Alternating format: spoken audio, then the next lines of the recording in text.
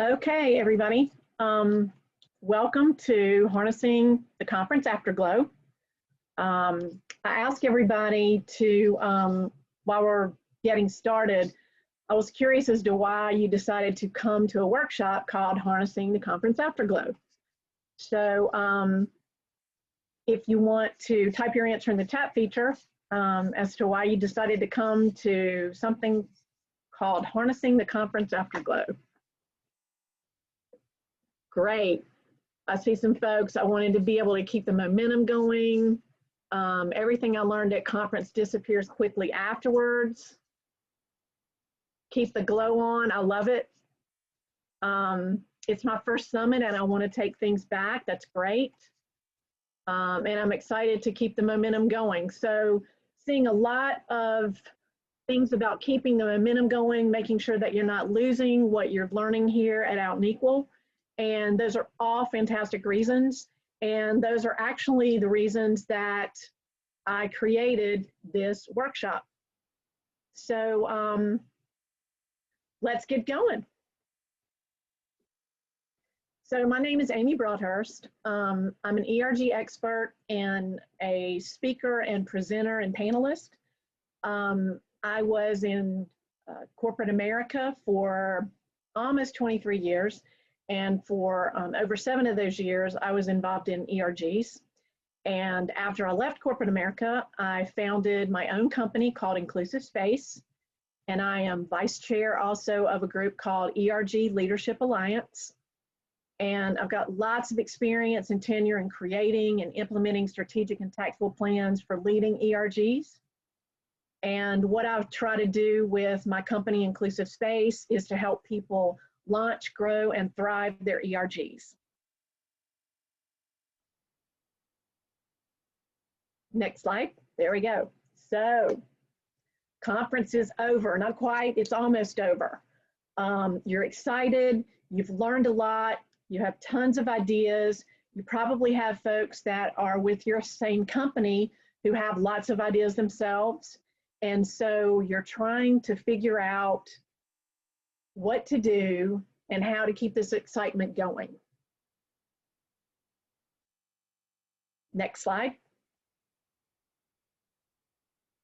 So my question is, how do you get from here, all these light bulbs and great ideas, to where you're actually going to sit down as a team and be able to agree on what you're going to do going forward and how you're going to take what you've learned from Out and Equal and what you're currently working on in your ERGs? How are you going to get there? Well, the answer is pretty simple. Next. It is multi-year planning. So multi-year planning, this is going to be an exercise that's just going to give you some of the highlights of this process. It's actually a very complicated process, but it's complicated in its simplicity, if that makes sense. Next. So there are 4 stages to the Inclusive Spaces multi-year planning process. The first one is brainstorming ideas, prioritizing those ideas, and then actually laying out your plan, and then aligning your plan to pillars and across teams. Now, the reason I say aligning it to the pillars and across teams is because when you're functioning in your ERG and you're functioning at a really high level, you're going to have things that perhaps the ERG is working on that are going to be your primary initiatives. You're going to have some secondary initiatives, and then you're going to have probably other teams like HR, recruiting, perhaps the D&I office, maybe an executive team that will be partnering with you to work on things, or will be leading those things, and you'll kind of be giving inputs to those. Next. So today, we're just going to focus on the first 2 stages of a multi-year plan. The first one is brainstorming ideas, and this is a great exercise for a lot of reasons. The most important are that it creates engagement, innovation, and people feel like they're being heard. And plus, for some of us, like myself and my friend Crystal, who's monitoring our questions today, when we work together, it was just actually a really fun thing to do. Brainstorming can also get out of control. And so you will see in the tools that I posted, the files that I posted, one is called the ERG Planning Brainstorming Worksheet. So we're going to work with a couple of questions from that on the brainstorming. And then to help you, and that'll really help you keep the brainstorming under control. And then after that, we're going to work on prioritizing those ideas. And the worksheet that I developed for that is worksheet number 2, and it's the multi-year planning prioritization worksheet. And then for the end of this, we're going to actually use a 4-quadrant worksheet to really start honing in on that prioritization. So let's get started.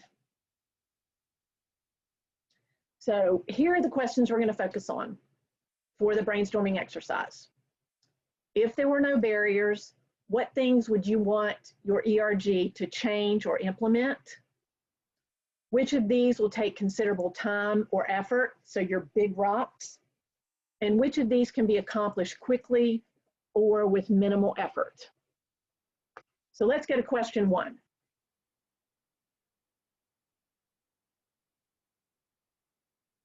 Next slide.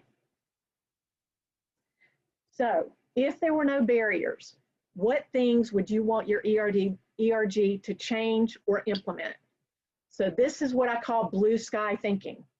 So there are no barriers with resources, money, time, no barriers whatsoever. So throw into the chat, what are some of the things you would want your ERG to change or implement? And I'm going to give you about 30 seconds to do that. Monthly panels, more office participation in events, comprehensive D&I training. Oh, I like this one, intersectionality empathy training. Mandatory ally training, a buy plus visibility group, increased senior engagement. Well, these are good, guys. Self-ID capture and usage, that's a big one. Collaboration between ERGs. Cross mentorship across ERGs with support from senior leadership. Global ally network. Awesome. So what I've done is I've already captured some of these because I kind of thought I might know some of the things you would be interested in doing. So let's go to the next slide, Stacy. So here are some things that I put down for blue sky thinking. Transgender benefits, ally program, LGBTQ plus History Month education, sharing out and equal content across the ERG, launching an ally week, self-ID, LGBTQ plus educational sessions, collaborating with other ERGs across programming. So I want to use these ideas as I go through this, but absolutely feel free if you want to use the ideas that you've come up with and just kind of follow along as you work through this. That's absolutely fine, whatever works best for you. All right, so let's go to question 2. All right, so of the things that were listed on the previous slide, which of these will take considerable time or effort to do?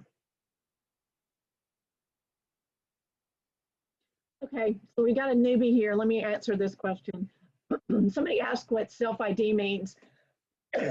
So self-ID is actually a process by which people can self-ID in the company's HR system.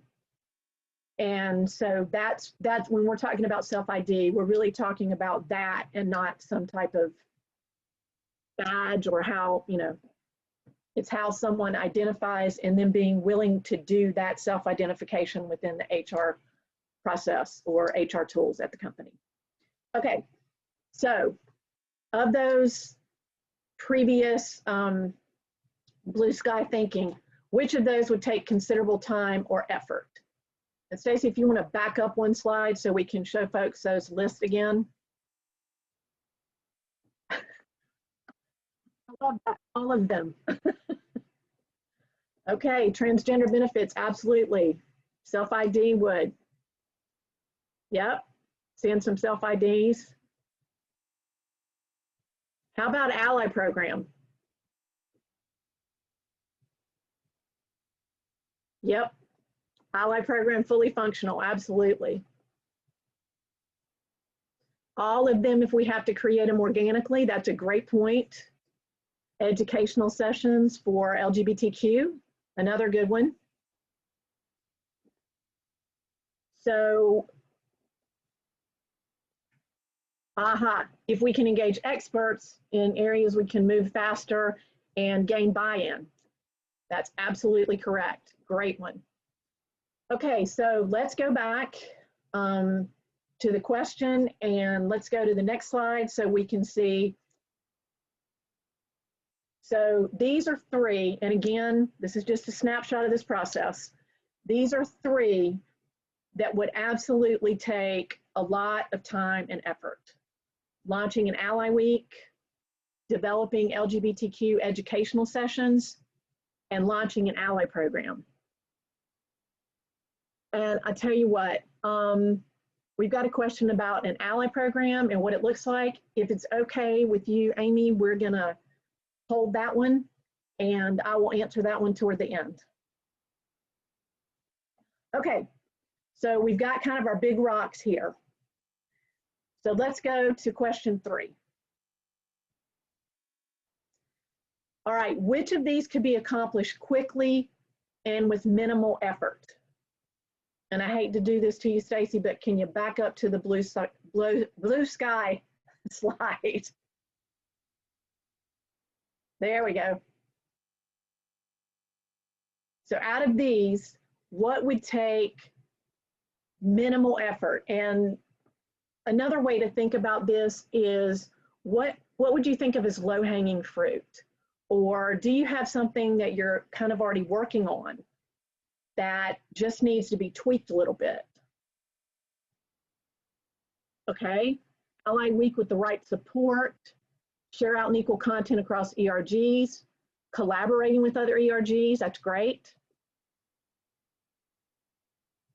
Self-ID, okay, and we're talking about including pronouns in an email signature. That's a great one. Okay, so Stacy, let's go back to the answers to question 3.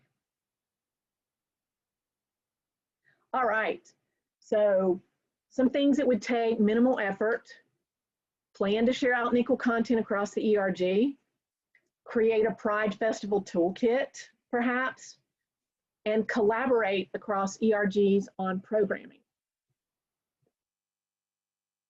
All right, so we've gone through a simulation of some of the brainstorming activities. So let's move on to the next facet of this. Prioritization of your multi-year plan. This is incredibly important. The reason that it's incredibly important is because this is where the rubber starts to meet the road. So what are you going to actually be able to do? And although the multi-year planning prioritization tool is a lot longer than these 4 questions, these 4 questions will give you a bit of meat to the process and give you at least an experience of what the process is like. So let's go to question 1.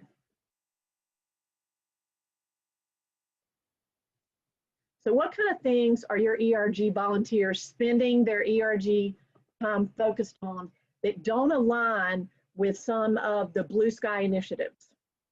So are there things that your ERG volunteers are spending their time on that you're maybe not sure, your leadership team's not sure, are the right things for them to be spending their time on?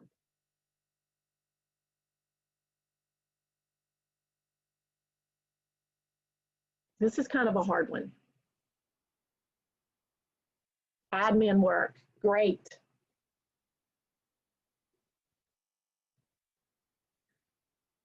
All right, let's go to the answers for question 1. All right, these are some that I came up with.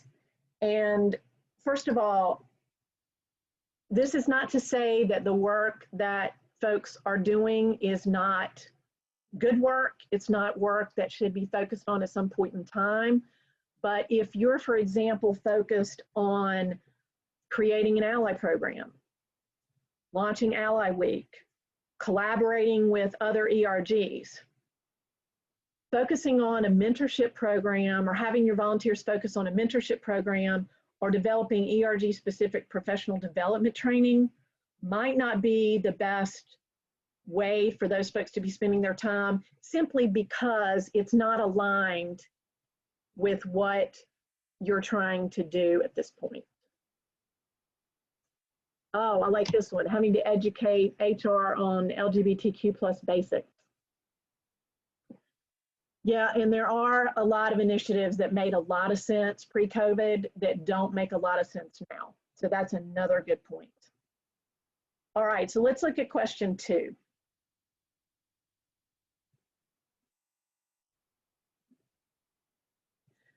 So what are some barriers to aligning most of your resources to a limited number of the most impactful Big Rock initiatives?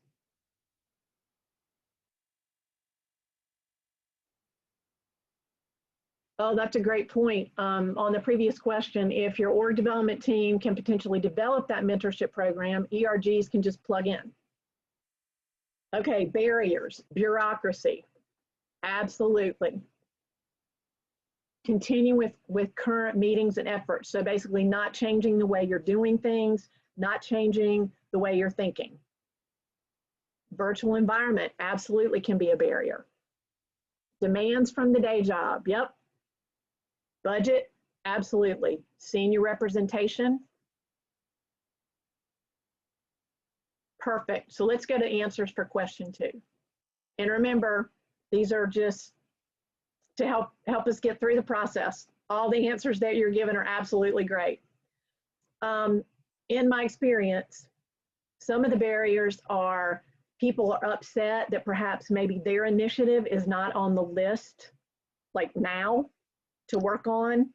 And also you're gonna have, and many of you've probably experienced this in your leadership roles, whether you're co-leading or leading an ERG or you're leading a team or a project, you're gonna have some people that really only wanna focus on their pet projects. And that can make it very difficult to get everybody on board to move forward and to actually create a paradigm shift for people. Just because we've always done it this way doesn't mean that there's maybe not a better way to do it.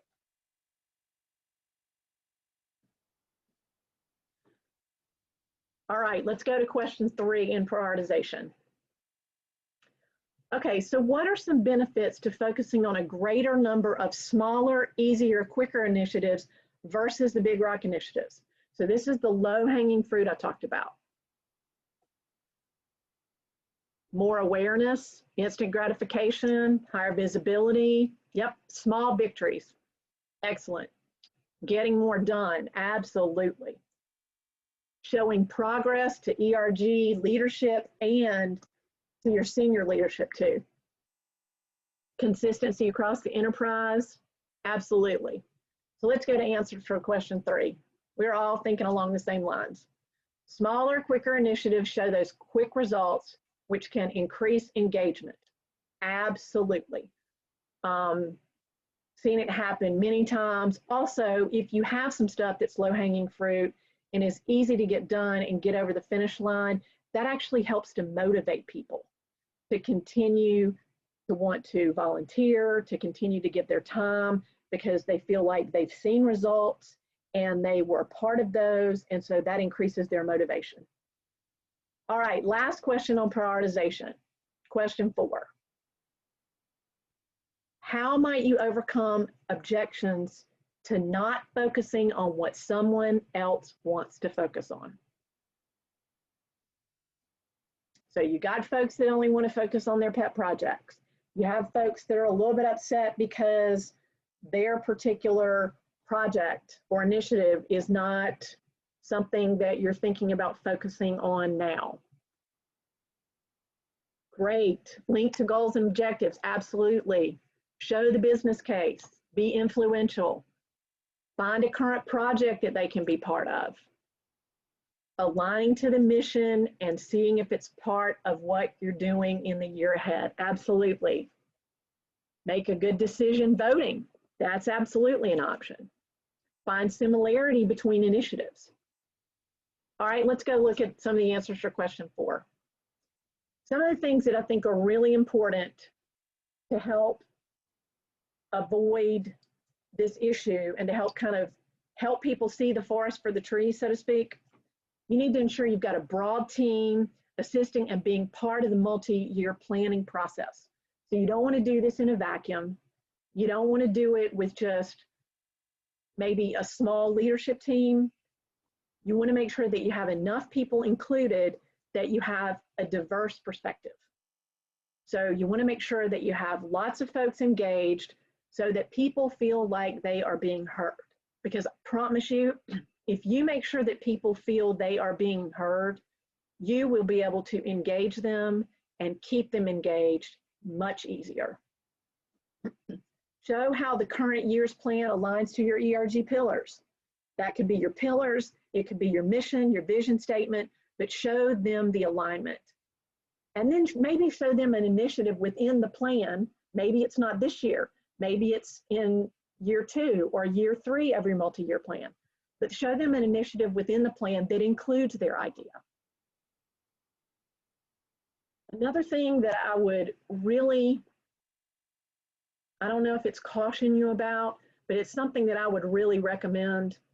Make sure that when your group comes together to create this multi-year plan, that everybody is on the same page and everybody has the same kind of speaking topics or speaking points on the topic, because what you don't want to happen is when the plan is rolled out across the ERG and perhaps someone is upset because their idea is not being used right away or not being used at all, you don't want them picking people off and complaining to different members of the leadership team. You want to make sure that no matter who they talk to on that multi-year planning team, that they get the same answer for why perhaps their initiative is not involved at this point, and give you the opportunity to show them the plan and to link them perhaps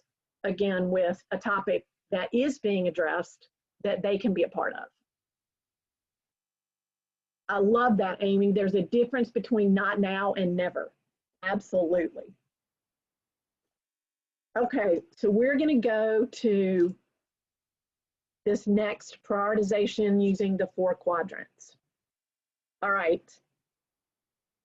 A lot of you, if you've done any Stephen Covey stuff, this should work really well.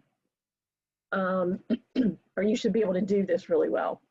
I will tell you that in using this quadrant document to do this exercise, it's really difficult sometimes when you have things that fall in quadrant 3 and in quadrant 4.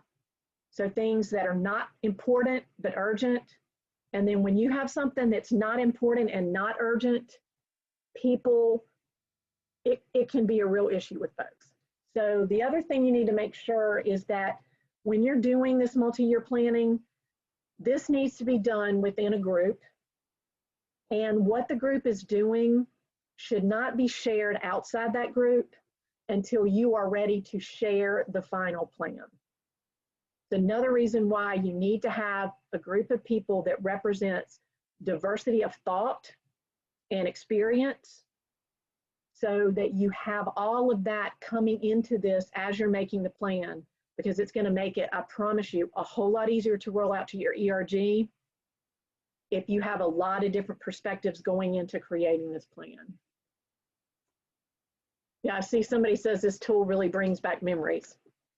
All right, so I'm going to give you a few minutes to kind of think about this, and you can kind of throw these up. If you want to throw things in the chat and say, you know, quadrant 1, 2, 3, or 4, and things that you would potentially put there, I think that'll be the easiest way to do it, so we can kind of keep this going and keep us on task. So tell me, what are some important and urgent things that you think, based on the blue sky stuff we were talking about, or based on specifically what you want to be doing with your ERG when you get back home? Hey, Amy, it's Crystal. I just saw a question come through that said, can you explain the difference between urgent and important? Okay, so yes, I can. So important means it's important to aligning to your mission, your vision, your pillars, and also that it's important to the work of the ERG. Urgent means that there's some time constraints. So it probably needs to get done sooner rather than later. If you have something that's important and not urgent, it's something that's important and is something that you probably should be focused on, but it's not something that has either the time constraints of things that are urgent, or perhaps it's something that's a longer term project. And so you're not going to be able to get it done in that urgent time frame, but you will be able to get it done in a bit of a longer time frame. Does that help? I hope so. Okay, so we've got some things coming up. Things can be urgent if it will affect other long-term projects. Absolutely, that is a great call out and something you really should think about as you're going through this exercise. Anything that creates barriers for employees' trans health would be important, absolutely. Increase HRC CEI by adding trans benefits. Great. All right, so I'm going to switch us to the slide that I put together, and hopefully this will give you an idea of how this works. So important and urgent might be developing an LGBTQ+ educational session, maybe for LGBT History Month. Developing the plan to share the Out and Equal content across your ERG, that's probably going to be important and urgent, because you don't want to lose the momentum that you have and that members of your team have that are at Out and Equal right now. Some things that are important but maybe not urgent would be something like launching an Ally Week, or even launching an Ally program. Those things are probably going to take a lot more time and resources than being able to share the content from Out and Equal. And you need to be able to allow yourself to have the time to do that and not feel that overwhelming sense of urgency that we have to get it done yesterday. So those two things could potentially be in quadrant 2. And then for not important and urgent, maybe it's June or maybe it's May, and you're going to be doing some Pride festivals. And you're like, oh my gosh, we need to create this toolkit for Pride festivals so that regardless of what chapter is participating in a Pride festival, we're all kind of doing it the same way. So that's not really important to the overall mission and vision and pillars of what you're doing, but it is kind of urgent so that you can make sure that the experience of your volunteers at those Pride festivals or Pride booths are the same. And then I really struggled, and I know a lot of people do, with what are you going to put in not urgent and not important? What I put in here was developing the LGBTQ+ specific professional development program. The reason that I put it in here, and it actually goes back to something one of you said about HR. HR could perhaps be creating an ERG professional development program, but it doesn't have to necessarily be just specific to one ERG. And so that would be something that you all could plug into. Your ERG could plug into that professional development program for ERGs and not actually have to create it yourself. Okay, so let's see. Karen says, I also really like doing this as a 2x2, 2 times 2 of axis with more important, less important, and more impact, less impact. and then place things relative on the lines rather than just bucketing. That's also a great way to do that. Great way to do that. Okay, so we've gone through, we've prioritized, we've brainstormed, we've prioritized. Now what's next? Well, what would be next in the process would be laying out your plan and then aligning your plan to your pillars and across teams. So what I mean by that is you're going to lay out your plan. Here's what we're going to do for year one. Here are the things we're going to focus on. So here are the things that are our primary initiatives that we're going to focus on. Here are the things that are secondary initiatives that we're going to focus on. And then here are the things that we don't have any skin in the game, so to speak. So recruiting or things like that, that there's actually another team that focuses on that for your company, but you want to have some influence. So you're going to lay things out like that.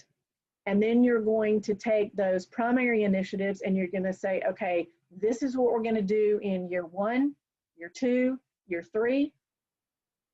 You do the same thing for initiatives that are secondary. And then you can do that for the things you're going to influence. How are you going to influence in year one, year two, year three? And then the last component of this, when you're ready to roll this out, is you're going to say, okay, here are the initiatives that we're going to focus on primarily. Here's how they align to the pillars. And here are the teams that are going to do this work.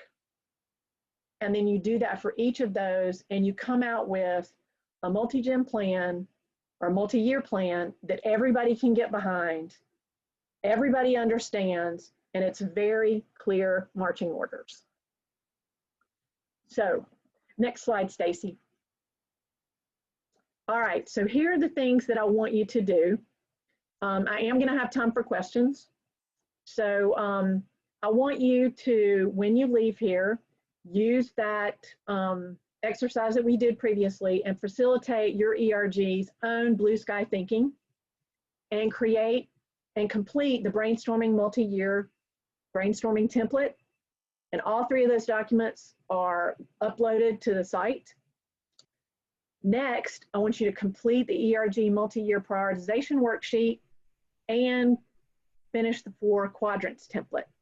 Hey, Amy, if people have an issue accessing it from the site, at the end, you're going to take the opportunity to collect contact info and you would email it to them, right? Like I've seen a few things in the chat that people can't access it from Pathable right now.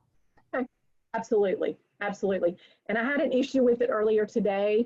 And so I went in and renamed them and reloaded them and they were working okay. But absolutely, if you're having problems downloading them, I'm going to get your contact information in just a little bit, and I'll make sure to send that to you. That's not a problem. I want you to use these templates.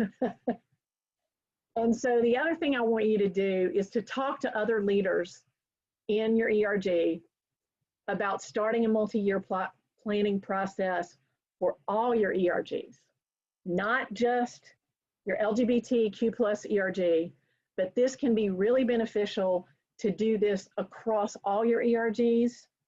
And what that does is that will create opportunities for collaboration in ways that you couldn't imagine.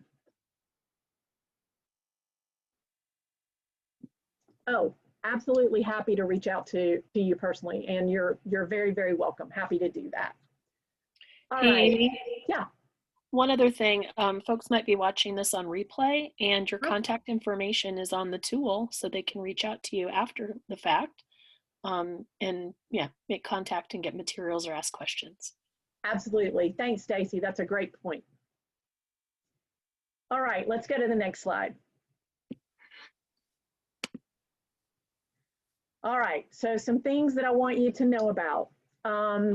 Coming soon, and hopefully, depending upon COVID's really put a hit on my book getting published, but it looks like it's going to be out before the end of the year.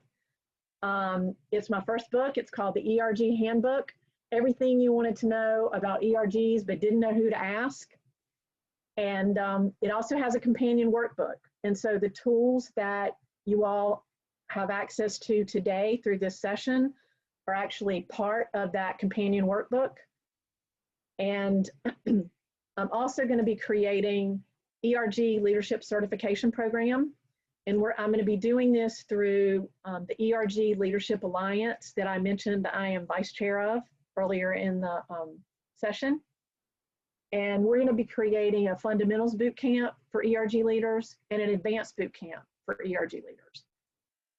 You'll be able to do those via e-learning, or we'll also be doing some live sessions that you can be part of. All right, let's go to the next slide. Okay, it's time to ask me questions. So ask me anything. Will you post the slides was one question, Amy. Absolutely.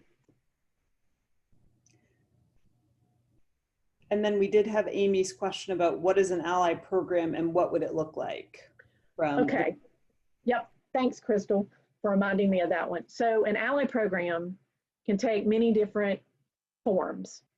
I have developed an ally program at a former employer that was a visual program where people actually could go and be visibly out allies and be visibly out at work through a tech solution that we developed. We actually started with SharePoint and then kind of moved on up. And as the program grew, we also became a bit more tech savvy and created something that was pretty remarkable. People actually had the opportunity to come in at one level and go from bronze to silver to gold to platinum. There's also, because of everything that has happened from a social justice perspective lately, I think it's really important that we consider creating allies for all and not just allies focused on one particular community. And I think that LGBTQ plus ERGs are in a great position to do that. You kind of have the market cornered on allies and allyship. You've been at it for a while. And quite frankly, I think LGBT ERGs are really good at it. And I think other ERGs could learn a lot from LGBT groups to do that. I actually have a program through Inclusive Space called Allies for All, and it's something that I can roll out to companies. It can also be tailored so that it's kind of co-branded, but you have visibility things like this is an inclusive space, things that you can put in your office, things you can put on your laptop, on your badges, that let people know that it is an inclusive space. And it's inclusive of LGBT, our Black and Brown colleagues, Native American, disabilities, women, all of that. So, I think we lost. Hey, Amy, I think it's okay. We still have questions coming in. Okay. All right.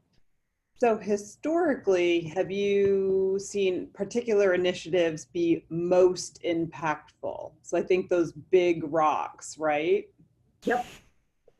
So some of the initiatives that I've seen be most impactful were things around LGBTQ plus training and allowing people to, especially allies, to hear from people and hear their stories. There are training and panel options for that. There, Transgender 101, Bisexuality 101, Ally 101, different training opportunities.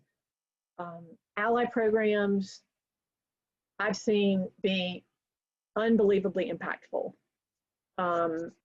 within companies, because people, it creates not only visibility for allies, but it also creates visibility and folks feeling safe to be out at work. But it also creates that safe space. I'm trying to think of some other ones. Those are really two big ones that I've seen have a tremendous amount of impact. Another one that I've seen have a lot of impact is the cross collaboration with other ERGs, especially around programming. A lot of ERGs still don't do that. We did a programming study at ERG Leadership Alliance, and very few, like 25% or less of the ERGs that were part of the study actually had regular meetings with other ERG leaders to discuss cross collaboration and programming. So I think those are three that can have really strong impacts within your company and in your culture. Let's see what else we've got.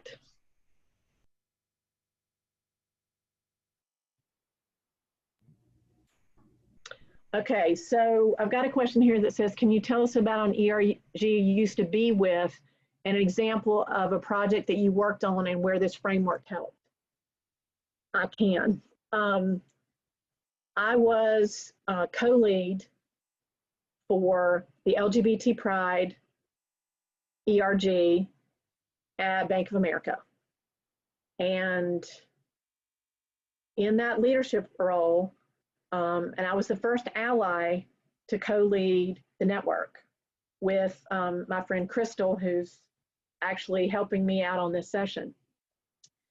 And one of the things that we had happen with our ERG was we would go to Out and Equal, and we would come back. One year we came back, and we had a whole day session on Friday. This was pre-COVID, of course. We had a whole day in-person session on Friday after the summit was over, and we did a lot of brainstorming, and we came out of it and we're like, okay, we got 20 work streams. Who's going to work on these work streams? Well, people would volunteer. Everybody was jazzed. We're ready to go. We're going to do this. We're going to change the world. And then what happens? Your day job.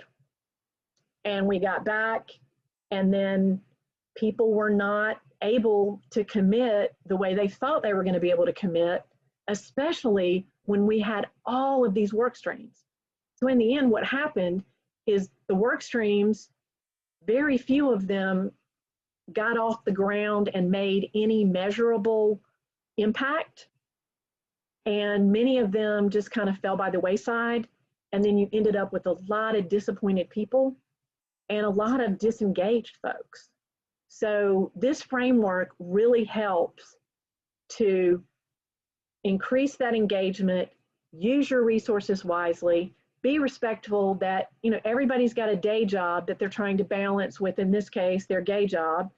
And this process helps you to create something that you can demonstrate measurable impact to, and people can get on board because they can actually see what's happening.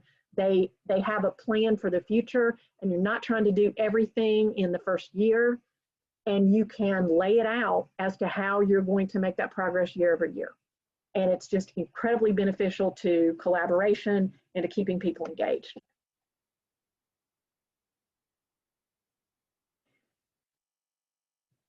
Thanks, Eve. B of A's Ally Program is pretty awesome.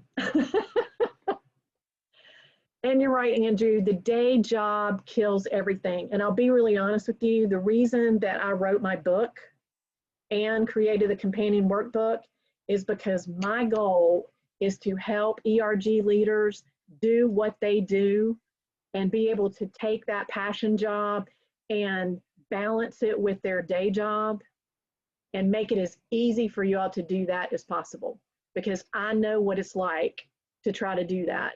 I was not only leading the ERG, but I was also co-leading the ERG, but I was also co-leading the development and launch of the Ally program.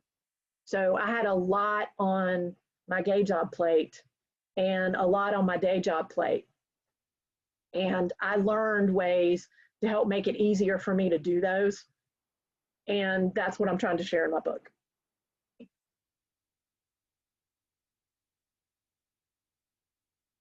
Any other questions? Amy, there was one question that scrolled past that was, I think, asking you to revisit creating an ally program that is inclusive across all ERGs, and perhaps even around topics that you may not have an ERG, like religion, inclusivity, just like a really broad-based ally program. Absolutely. So the Ally for All program that I was talking about earlier, that is structured so that it can be tailored to any particular organization. And folks would come in, and there are 3 levels to the Ally program.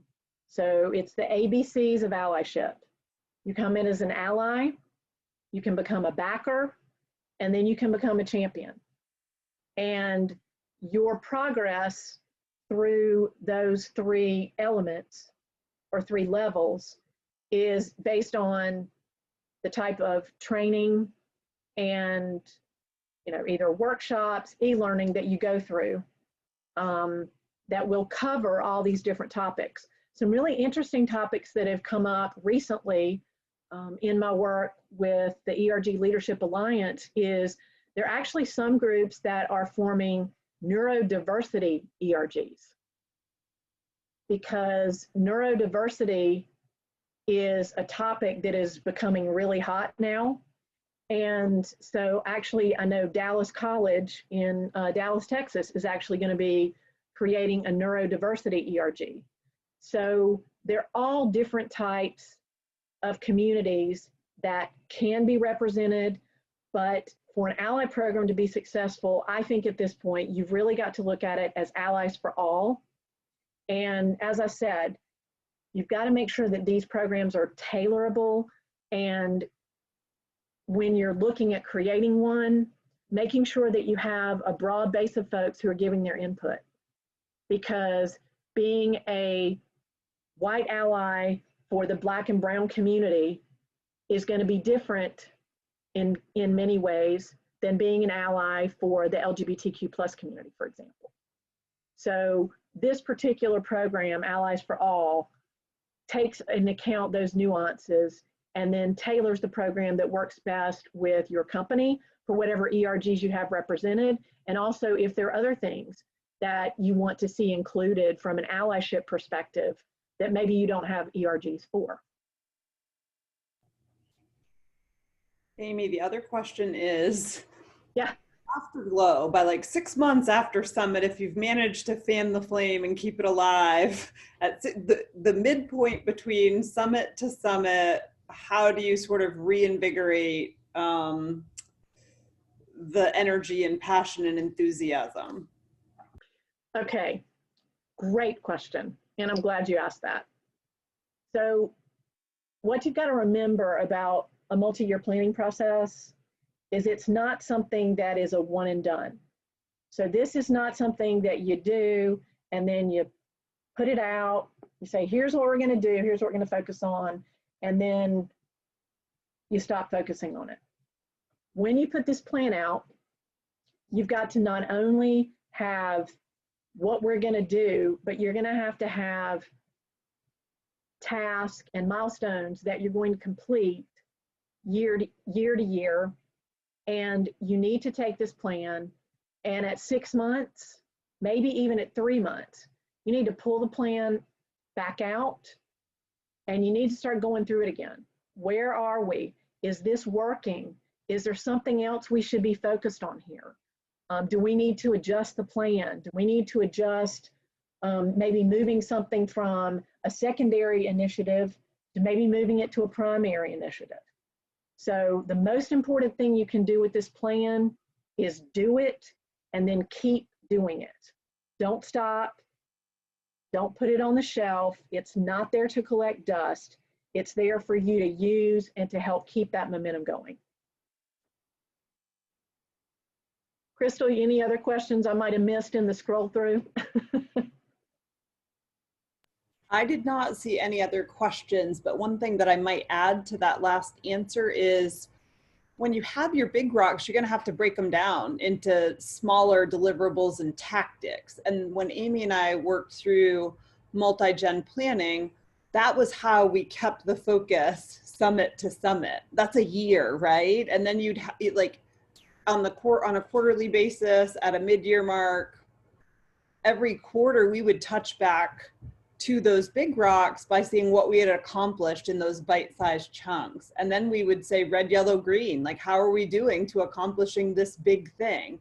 So making your, tactics measurable keeps people more fired up too, because you're, biting off, you're accomplishing things, you're celebrating those accomplishments, because it's a long haul to get to, an ally program to the likes of what Amy built. So breaking it down and making sure you give recognition and you show that those smaller accomplishments help keep that fire alive too, I think. Absolutely, absolutely. So if we don't have any other questions, Stacy, could you do the last slide? One more just came in. Oh, okay. Our ERG is a bit disjointed across our regions, as well as amongst our other local ERG chapters and our exec sponsors. What do you suggest prioritizing in reconnecting with our network? Oh, wow. I think you could actually use particularly the brainstorming part of this to be an opportunity to reconnect everyone. So maybe having regional leadership that is a part of this overall process, perhaps have your chapters or your regions go through their own blue sky brainstorming process and then send that forward so that everybody feels like they've had a say. I think would be a great way to start. Crystal, any ideas that come to mind for you? The only other thing I would say is, pick a pilot area with some strong leaders, people that, you can sort of help and assist from an overall company ERG perspective in making it work and build on that momentum. If you choose like a key market, a key region, it might be super helpful. And we got a question here. Any tips for how to get more participation where the vast amount of members are hourly employees? You know what? If you crack that nut, I will pull my book pack from the publisher and I will write a whole new chapter. It's a really hard nut to crack. And I think some of the things that you can do is making sure that when you are creating your events, that you are taking into consideration and you're hearing from those folks who are hourly. Because I think a lot of times what we do is we start to sometimes within, our ERG teams, maybe you have an event planning team. We kind of think about things at a 30,000 foot level, and we're not taking into consideration the people who actually we want to go to the event. And so I think you got to listen to those folks and give them an opportunity to have some input. Create a quick survey, of these things. What things would you be willing to participate in? What things do you participate in now that maybe aren't ERG related that we could perhaps do something from an ERG perspective that would entice you to participate? Okay, Stacy, if you can pull up the last slide. Okay, so I want you to complete the survey, please, the Out and Equal survey that is in your agenda item for how this workshop was for you. I hope you enjoyed it. I hope you got a lot out of it. I'd also like for you to complete a brief survey for me. And if you do that, I will send you a PDF of chapter 20 from my book, Pulling It All Together. which is the chapter on multi-year planning. And I'll also, in addition to the 3 worksheets that I've uploaded here, I'll also send you the final 2 worksheets for the multi-year planning process. And that will enable you to have the information hopefully you need to begin doing a multi-year planning process for your ERG. In addition, I love to do multi-year planning processes with folks. So if you don't want to do it yourself and you want someone to help you do it, please contact me. That is my email address that is up there. I will post this SurveyMonkey link out in the chat feature. And also, hopefully it'll be easy for you to just use the QR code that's here and take the survey. And as soon as you do that, I will make sure you get that. Also, if you cannot download the 3 worksheets that are currently a part of this workshop, let me know that. Just drop me an email and I will make sure that you get copies of those too. So I've thoroughly enjoyed taking you all through at least a part of the multi-year planning process. And I hope that you all really have enjoyed Summit.